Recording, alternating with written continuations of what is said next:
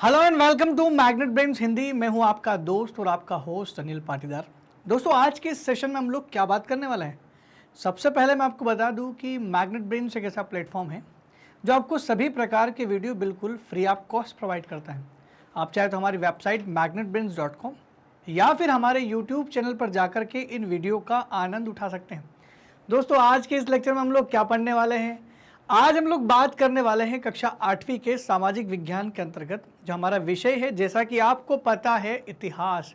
और इतिहास के अंतर्गत चैप्टर नंबर 7 हम लोग शुरू कर चुके हैं। चैप्टर नंबर 7 का नाम है देसी जनता को सभ्य बनाना और राष्ट्र को शिक्षित करना। चैप्टर नंबर 7 का नाम क्या है? देसी जनता को सभ्य बनाना और राष्ट्र को शिक्षित करना, जिसका आज का टॉपिक हमारा रहेगा व्यवसाय के लिए शिक्षा। मतलब आज हम लोग ये पढ़ने वाले हैं कि अंग्रेजों ने भारत में जिस शिक्षा का प्रचार प्रसार किया या जिस शिक्षा को प्रोत्साहन देना शुरू किया, उसका मेन मोटिव था व्यवसाय, यानी व्यापार को बढ़ावा देने के लिए किया गया था। क्योंकि इससे पहले के लेक्चर में हमने समझा कि बहुत सारे अंग्रेजों ने इस बात की आलोचना की कि भारतीयों का ज्ञान जो है वो ज़्यादा अच्छा नहीं है, भारतीयों का ज्ञान जो है या भारतीय संस्कृति असभ्य है और उन्हें सभ्य बनाने की आवश्यकता है। और बहुत सारे आलोचकों ने ये बोला कि पश्चिमी ज्ञान को भारत में लिए लाना चाहिए, ये भारत के लोगों को सभ्य बनाएगा और उनमें तकनीकी ज्ञान को प्रोत्साहित करेगा, वैज्ञानिक ज्ञान को बढ़ावा देगा। इसीलिए अंग्रेजों ने भारत में शिक्षा का, अंग्रेजी शिक्षा को बढ़ावा देने के लिए, और बढ़ावा देने का मेन मोटिव था व्यवसाय के लिए शिक्षा। तो इस टॉपिक को जरा आगे पढ़ते हैं। तो व्यवसाय के लिए शिक्षा के लिए अंग्रेजों का लाया गया एक बड़ा ही अच्छा एक नीति थी, इसको बोलते थे वुड्स डिस्पैच। वुड्स डिस्पैच कब आया था? ये 1854 में आया था। वुड्स के नाम से, चार्ल्स वुड नाम के एक व्यक्ति थे जिनके नाम पे ये रखा गया था, जिन्होंने इसको तैयार किया था। ये हमारे भारत की एजुकेशन पॉलिसी भी कही जाती है, पहली प्रथम शिक्षा नीति के नाम से भी इसको जानते हैं। काफ़ी सारे बदलाव किए थे इसमें इसलिए। तो वुड्स डिस्पैच जो है 1854 में कंपनी के नियंत्रक मंडल के अध्यक्ष चार्ल्स वुड के नाम से जारी किया था। नियंत्रक मंडल के जो अध्यक्ष थे चार्ल्स वुड साहब, उनके नाम से जारी किया गया था। इस संदेश को वुड नीति पत्र या वुड डिस्पैच के नाम से भी जानते हैं। वुड नीति पत्र या वुड डिस्पैच के नाम से भी जानते हैं। भारत में लागू की जाने वाली शिक्षा नीति की रूपरेखा स्पष्ट थी। इस वुड नीति पत्र में यह स्पष्ट था कि भारत की जो शिक्षा नीति होगी वो क्या होगी, और खासकर इस शिक्षा नीति में पश्चिमी शिक्षा को आगे बढ़ाने की ही नीति बनाई गई थी। प्राच्यवादी ज्ञान के स्थान पर, प्राच्यवादी ज्ञान का मतलब होता है एशियाई संस्कृति का ज्ञान, एशियाई भाषा का ज्ञान। मतलब एशिया में जो संस्कृति और जो भाषा चल रही थी, खासकर भारत की ही बात करें तो भारत की जो भाषा और पुराना ज्ञान था, उसके स्थान पर यूरोपीय शिक्षा को अपनाने से कितने व्यवहारिक लाभ होंगे, ये इस नीति पत्र में शामिल किया गया था। यह नीति पत्र इस बात को बता रहा था, इसमें इस बात के लिए लिखा, जोर दिया गया था कि हमें जो व्यवहारिक लाभ होंगे, हमें जो व्यवहारिक के साथ साथ व्यापारिक लाभ भी होंगे, वो किससे होंगे? वो यूरोपीय शिक्षा को अपनाने से होंगे, प्राच्यवादी शिक्षा के स्थान पर। उससे कोई लाभ नहीं होता था। उनका यह कहना था कि आप भारतीय शिक्षा को ग्रहण करके व्यापार कर ही नहीं सकते, क्योंकि भारतीय शिक्षा का व्यापार से कोई कनेक्शन नहीं। जबकि हमारी यूरोपियन शिक्षा ऐसी बात करती है कि वो आपको व्यापार में मुनाफा दिलाने संबंधी शिक्षा होती है। तो कोई भी व्यक्ति अपने आप का ग्रोथ कर सकता है, जबकि भारतीय शिक्षा केवल आध्यात्म से जुड़ी हुई है। केवल वो आप उसको पढ़ सकते हैं, लेकिन उसको कोई ज़्यादा महत्व नहीं है, ऐसा उनका कहना था। इसीलिए उन्होंने क्या है, वुड्स डिस्पैच जो है उसको लेकर के आए। इस दस्तावेज में यूरोपीय शिक्षा का एक व्यवहारिक लाभ जो बताया गया था वो था आर्थिक क्षेत्र। मतलब आर्थिक लाभ ही इसका व्यवहारिक लाभ होगा, ये उसमें बताया गया कि आपको इससे आर्थिक लाभ होने वाला है। वो कहते थे कि यूरोपीय शिक्षा के माध्यम से, मतलब इस दस्तावेज में कहा गया कि यूरोपीय शिक्षा के माध्यम से ही भारतीयों का व्यापार और वाणिज्य के विस्तार से होने वाले लाभ को समझने और संसाधनों के विकास में मदद मिलेगी। मतलब क्या होगा, इसका कहना ये है कि जब यूरोपीय शिक्षा होगी तो उसी के माध्यम से हम लोग क्या समझ सकते हैं, उससे हम लोग संसाधनों के विकास को समझ सकते हैं। किन के? व्यापार और वाणिज्य के विस्तार होने से भारतीयों को संसाधन को समझने में आसानी होगी, क्योंकि एक तो ये शिक्षा व्यापार को बढ़ावा देने में मदद करेगी। इसको बढ़ावा देने से हमें हमारे देश के जो संसाधन है उनका विकास कैसे करना। संसाधन आप समझते हैं, हर एक चीज़ जो हमारी आवश्यकता की पूर्ति करती है संसाधन है। इन चीज़ों को समझने का हमें ज्ञान मिलेगा। आपको पता है भारत में रेलवे सबसे पहले अंग्रेज लेकर के आए थे। ये खनन वनन सब कुछ उन्होंने शुरू किए। यानी हमें हमारे देश के संसाधनों का ज्ञान नहीं था। वो बोलना चाह रहे हैं कि यूरोपीय शिक्षा आपको इस तरह का व्यावहारिक नॉलेज देगी जिससे आप अपने संसाधनों का विकास कर सकते हैं। तो वो कहना है चाह रहे हैं कि हम जो शिक्षा लेकर के आ रहे हैं वो हमारे उद्देश्य की पूर्ति नहीं बल्कि आपको सभ्य बनाने के लिए, इसलिए आप पार्टिसिपेट करें। यूरोपीय शिक्षा से भारतीयों के नैतिक चरित्र का उत्थान होगा। यूरोपीय शिक्षा से भारत में जो नैतिक चरित्र है वो उसका उत्थान होगा, ऐसा उनका मानना है। इसलिए वुड्स डिस्पैच में यूरोपीय शिक्षा पर काफ़ी ज़्यादा जोर दिया गया। वे ज़्यादा सत्यवादी और ईमानदार बन जाएंगे। हालांकि हम पहले से ही सत्यवादी और ईमानदार थे। भारतीयों के बारे में कोई भी नहीं कह सकता कि वह ईमानदार या सत्यवादी नहीं थे। अंग्रेजों के आने से पहले हम बिल्कुल ईमानदार और सत्यवादी थे। अंग्रेजों के जाने के बाद भी हम लोग ईमानदार और सत्यवादी हैं। और आज भी पूरी दुनिया में अगर कोई देश के व्यक्ति को ईमानदार और सत्यवादी का जो टैग दिया जाता है तो वो इंडियंस को ही दिया जाता है। तो विदेशों में भारतीयों की वो इज्जत है। उनका कहना था कि पूरब का जो साहित्य है, यानी हमारा जो प्राच्यवादी साहित्य है, वो न तो काम के प्रति दायित्व और समर्पण का भाव पैदा करता है, न तो काम के प्रति दायित्व और समर्पण का भाव पैदा कर सकता है, और न ही शासन के लिए आवश्यक निपुणता पैदा कर सकता है। न तो आपका जो पूरब का ज्ञान है वो स्किल जनरेट करेगा। स्किल मतलब रोजगार लेने की जो स्किल होती है ना कुछ काम करने की। न तो आपके पूरब के ज्ञान में कोई वैज्ञानिक तकनीक है, मतलब स्किल नहीं है, और न ही ये काम के प्रति दायित्व और समर्पण का भाव पैदा करता है, क्योंकि इसमें ज़्यादातर अंधविश्वास की ही चीज़ें हैं। भगवान के भरोसे बैठे रहो और भगवान की बातें करते रहो, दिन भर भगवान को पूछते रहो। ये उनका कहना था कि आप जो जिस चीज़ को पढ़ रहे हो, जिसमें आप ज़्यादा समय बिता रहे हो, वो समय आपके दायित्व को छीन रहा है। जबकि एक समय होता है, थोड़े समय के लिए दिन में एक समय निकाल लो और आप पूजा पाठ कर लो, उसके बाद अपना काम भी करना चाहिए। तो आपकी पूजा काम के प्रति दायित्व को जागरूक ही नहीं करती, और न ही आपके इस ज्ञान में कोई आवश्यक निपुणता पैदा करने की क्षमता है। मतलब ये कहना चाह रहे हैं, ये मैं नहीं कह रहा हूँ, ये अंग्रेज का वो वुड्स डिस्पैच में अंग्रेज अधिकारियों का कहना है, जो कि आपके एनसीईआरटी में लिखा हुआ। हालांकि भारतीय ज्ञान, पुराना ज्ञान काफ़ी अच्छा था, ये अंग्रेजों ने कहा वो गलत है, लेकिन फिर भी कहीं ना कहीं अंग्रेज का मानना था कि हमारा पश्चिमी ज्ञान जो है, यूरोपीय ज्ञान, वो काफ़ी हद तक जो है मॉडर्न था। 1854 के नीति पत्र के बाद अंग्रेजों ने कई अहम कदम उठाए।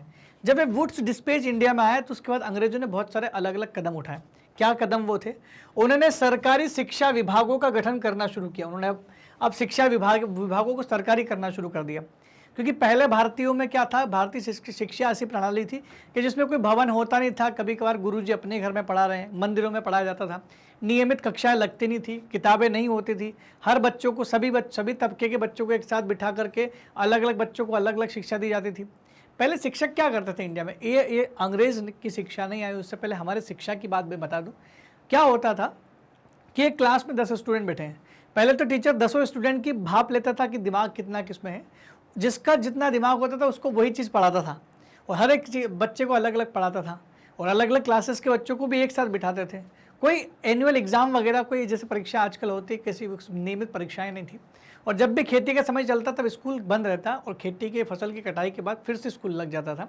तो ऐसी शिक्षा उस समय दी जाती थी, कोई व्यवहारिक नॉलेज उस समय नहीं मिलता था। तो अंग्रेजों ने बोला कि हम लोगों ने सरकारी शिक्षा विभाग बनाए, अब नियमित कक्षा की सिस्टम चलाया उन लोगों ने, इमारतें वगैरह बनाई और व्यवस्थित तरीके से शिक्षा का प्रावधान किया गया ताकि शिक्षा पर सरकार का नियंत्रण स्थापित हो। उनने इसलिए किया, जब 1857 में मेरठ, दिल्ली और में सिपाही विद्रोह कर रहे थे। जब मेरठ और दिल्ली में हमने पढ़ा ना, लास्ट चैप्टर में ही पढ़ा है, चैप्टर नंबर 5 में हमने पढ़ा है कि 1857 में मेरठ और दिल्ली और कानपुर और इलाकों में भी हो रहा था, झांसी वगैरह में, लेकिन 2 यहाँ पर नाम दिए गए कि मेरठ और दिल्ली में जहाँ सिपाही विद्रोह कर रहे थे, उसी समय कलकत्ता, मद्रास और बम्बई में विश्वविद्यालयों की स्थापना की जा रही थी। जब देश में अंग्रेज किसी विद्रोही सेना से लड़ रहे थे तब भी वो शिक्षा के बारे में सोच रहे हैं। वो ऐसा कहना चाह रहे हैं कि जब देश की लड़ाई हो रही उसके बाद भी हमने मद्रास, बम्बई और कलकत्ता में विश्वविद्यालय खोले जा रहे थे। स्कूली शिक्षा प्रणाली में परिवर्तन के प्रयास किए गए। जो प्रणाली पहले थी उसमें परिवर्तन किया गया। अब व्यवस्थित क्लासेस लगेगी, साल भर की जो परीक्षा होती, परीक्षाओं का आयोजन किया जाएगा, रिजल्ट दिया जाएगा, और एक के बाद एक क्लास आगे नई नई चीज़ें पढ़ाई जाएगी। नई नई शिक्षा का ज्ञान दिया गया था, अंग्रेजी शिक्षा को प्रमोट किया गया था। ये उन्होंने काफ़ी बदलाव किया, या इनकी बात माने तो बिल्कुल सही इनने बदलाव किए थे, क्योंकि पुरानी शिक्षा में बहुत सारी कमियां तो थी। ये तो मानना पड़ेगा। और अंग्रेजों ने कुछ कमियों को भरने के लिए, हालांकि उनके पीछे अंग्रेजों का ही स्वार्थ होगा, लेकिन फिर भी अंग्रेजी शिक्षा को बढ़ावा तो उन्होंने दिया है। अब इसमें पढ़ते हैं कि कुछ नैतिक शिक्षा की भी मांग हो रही थी, जहां अंग्रेज व्यवसाय के लिए शिक्षा की बात कर रहे थे कि व्यवसाय को बढ़ाना है और स्किल को जनरेट करना है और लोगों को संसाधन विकास से मदद मिले, इसके लिए शिक्षा को यूरोपीय शिक्षा के रूप में यहाँ पर लाना पड़ेगा। लेकिन कुछ लोग नैतिक शिक्षा की मांग कर रहे थे और वो लोग ईसाई मिशनरी थे। भारत में एक तरफ ईसाई मिशनरियों का आगमन भी हो रहा था। हुआ यह कि ईसाई धर्म का जो प्रचार करने वाला का मानना था कि शिक्षा का उद्देश्य लोगों के चरित्र में सुधार लाना है। नैतिक शिक्षा की बात कर रहे हो कि शिक्षा का उद्देश्य ये व्यापार नहीं है। शिक्षा का उद्देश्य तो लोगों के नैतिक चरित्र में सुधार लाना है और नैतिकता उत्थान केवल ईसाई शिक्षा से ही संभव है। उन्होंने बोला कि नैतिकता का उत्थान जो है, नैतिक चरित्र का जो उत्थान है, ये डेवलप केवल और केवल ईसाई शिक्षा से हो सकता है। अंग्रेज ईस्ट इंडिया कंपनी को इन ईसाई मिशनरियों से काफ़ी डर था। डर इस बात का था कि मान लो ये ईसाई मिशनरी आ गए देश में और देश में आकर के अपना प्रचार करने लगे, तो एक तरफ तो हम व्यापार की शिक्षा का प्रचार कर रहे हैं, शिक्षा व्यवस्था ला रहे हैं, दूसरी तरफ ये ईसाई मिशनरी उसका अपोज कर रहे हैं कि भाई नैतिक शिक्षा होना चाहिए, व्यापारिक नहीं होना चाहिए। तो ऐसे में क्लेश हो जाएगा और जनता में असंतोष फैल जाएगा। अगर उन्होंने ईसाइयों की बात मान ली, ईसाई मिशनरियों की बात उन्होंने मान ली, तो फिर अंग्रेजी सरकार के खिलाफ हो जाएंगे। तो उनको डर था कि कहीं ये ऐसा ना हो जाए कि लोगों के बीच में असंतोष पैदा कर दे। इसलिए 1813 तक ईस्ट इंडिया कंपनी प्रचारक के विरुद्ध थी और कंपनी को यह भय था कि इनकी वजह से स्थानीय जनता के बीच असंतोष पैदा होगा, इसलिए वो उसको सपोर्ट नहीं कर रहे थे। लेकिन हुआ ये कि ईस्ट इंडिया कंपनी के सपोर्ट नहीं करने से ईसाई मिशनरी इंडिया में नहीं आएगा, ऐसा पॉसिबल नहीं है, क्योंकि उस समय भारत में ईस्ट इंडिया कंपनी के अलावा दूसरी कंपनियां भी विद्यमान थी, जैसे फ्रेंच कंपनी, डच कंपनी और पोर्चुगीज़ कंपनी भी थी, यानी पुर्तगाली भी थे, फ्रांसीसी भी थे और डच लोग भी थे। तो क्या हुआ, प्रचारकों ने अंततः सेरामपुर में अपना मिशन खोला, जो कि डेनिश ईस्ट इंडिया कंपनी के नियंत्रण में था। डेनिश लोग भी इंडिया आए थे, डेनमार्क के लोग डेनिश लोग थे, डच यानी हॉलैंड के लोग भी थे। तो डेनिश ईस्ट इंडिया कंपनी जो थी उसके नियंत्रण में वो जो क्षेत्र आता था इंडिया का, सेरामपुर, इस सेरामपुर में उन्होंने अपना प्रचार शुरू किया और एक मिशनरी मिशन खोला कि आप ईसाई धर्म के बारे में जानें और किस तरह से ये शिक्षा दी जाती है यहाँ पर।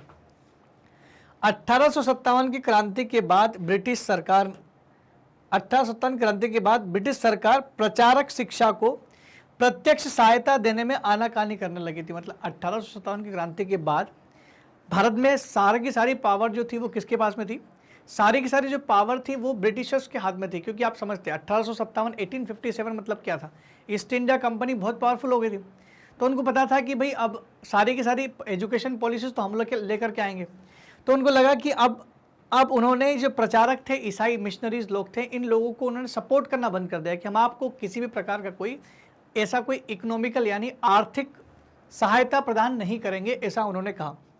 इस प्रकार एक तरफ तो भारत में व्यावसायिक शिक्षा की मांग हो रही थी, वहीं दूसरी तरफ भारत में एक नैतिक शिक्षा की भी मांग कर रहे थे। कौन कर रहे थे? ईसाई मिशनरी कर रहे थे, जिसको अंग्रेजों ने बिल्कुल भी सपोर्ट नहीं किया। दोस्तों, इस प्रकार हमारा ये जो टॉपिक था व्यावसायिक शिक्षा के तौर पर, तो ये हमारा टॉपिक ख़त्म होता है। मैं आशा करता हूँ कि आपको ये टॉपिक अच्छे से समझ में आया होगा। दोस्तों, अगर आपको हमारे वीडियोस यूट्यूब पर सीक्वेंस में नहीं मिल रहे हैं तो घबराने की कोई ज़रूरत नहीं है, क्योंकि मैग्नेट ब्रेन्स आप लोगों के लिए लेकर के आया है एक दूसरा ऑप्शन, और वो दूसरा विकल्प क्या है? magnetbrains.com। ये हमारी वेबसाइट है। आप चाहे तो हमारी वेबसाइट पर विजिट कर सकते हैं, जहाँ पर आपको मिलेगा India's number 1 100% free online educational platform, जहाँ पर कर सकते हैं आप अपने टॉप कोर्सेज को एक्सप्लोर। यहाँ पर आपको ऑप्शंस में मिलेगा CBSE 7 to 12 हिंदी मीडियम, तो class 7 to class 12 Hindi medium का ऑप्शन मिलेगा। बस आप इस ऑप्शन पर क्लिक करिए। अब आपको जो भी क्लास पढ़नी है वो क्लास आपके सामने आ जाएगी। जैसे फ़र्ज़ करो कि आपको क्लास 8 पढ़ना है, तो क्लास 8 पर क्लिक करिए। जैसे ही आप क्लास 8 पर जाते हैं, आपके सामने सारे क्लास 8 के टीचर आपके सामने आ जाएंगे। अब आपको करना क्या है कि जो भी सब्जेक्ट आपको पढ़ना है, जिस भी विषय को आपको पढ़ना है, बस उस विषय को देखें और उस टीचर के नाम के नीचे लिखा होगा वॉच नाउ, बस इस वॉच नाउ को क्लिक करना है और सीधा आप पहुंच जाएंगे उस सब्जेक्ट के सारे चैप्टर के डिस्क्रिप्शन में। अब आपको सारे के सारे चैप्टर सीक्वेंस में दिखाई देंगे। जब आप वॉच ऑल वीडियो के नीचे देखेंगे तो आपको सारे के सारे चैप्टर यहाँ सीक्वेंस में दिखाई देंगे। अब आपको करना क्या है, बस आपको इसमें किसी भी लेक्चर पर क्लिक करना है और आपका लेक्चर हो जाएगा शुरू जो आपको पढ़ना है। तो दोस्तों इस तरह आप अपने नोट्स भी बना सकते हैं और कक्षा में टॉप भी कर सकते हैं। मैग्नेट ब्रेन्स आप लोगों के लिए लेकर के आया है 100% मुक्त शिक्षा, जो क्लास 7 से क्लास 12 तक के सभी विद्यार्थियों को दी जाती है। दोस्तों अगर आपको हमारे वीडियो बहुत अच्छे लग रहे हैं तो कृपया कमेंट सेक्शन में लिख करके ज़रूर बताएं। साथ ही साथ हमारे चैनल को और हमारे वीडियो को लाइक, शेयर और सब्सक्राइब करना बिल्कुल भी ना भूलें। तब तक के लिए दोस्तों धन्यवाद। Thank you very much.